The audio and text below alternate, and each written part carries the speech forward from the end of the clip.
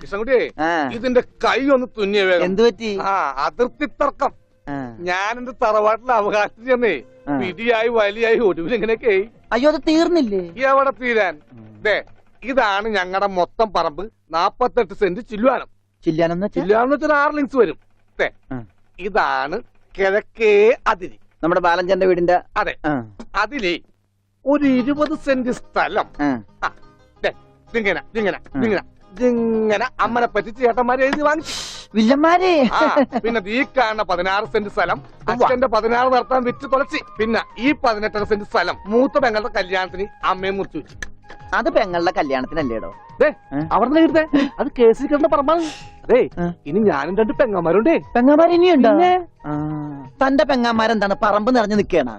അവർക്കുള്ള വീതം പെങ്ങന്മാർക്കുള്ളത് അതവിടെ ഇരിക്കട്ടെ. പിന്നെ എനിക്കുള്ളതാണ് 8 സെന്റ്. അപ്പൊ ഒരു 6 ലിങ്സ് കാണും. 6 ലിങ്സ് വഴിക്ക് പോയില്ലേ? ഓ, വഴി വഴി വഴി അത് മാറ്റി.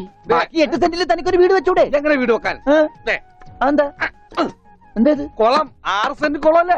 അയ്യോ, കുളമാണെങ്കിൽ പിന്നെ അവിടെ എങ്ങനെയാ വീട് വെക്കുന്നത്? കുളത്തിൽ എങ്ങനെ വീട് വെക്കുന്നത് ഞാൻ ചോദിച്ചാൽ ചേട്ടന്മാരുടെ തല്ലി ആവശ്യത്തേക്ക്. 5 സെന്റ് വഴി ചില്ലുവാനും അതൊക്കെ വീട്. എന്റെ അളിയൻ വന്നെന്ന് കേട്ട് അതാ ഞാൻ ധൃതി പിടിച്ചിട്ട് പോന്നത്. നീ കണ്ട കൃഷ്ണൻകുട്ടി? എങ്ങനെ വില ഗതിയും പിടിച്ചാണ് വന്നേക്കണത്? പിന്നെ വലിയ നിലയിലല്ലേ? എന്താ ബിസിനസ്? എക്സ്പോർട്ടിങ്.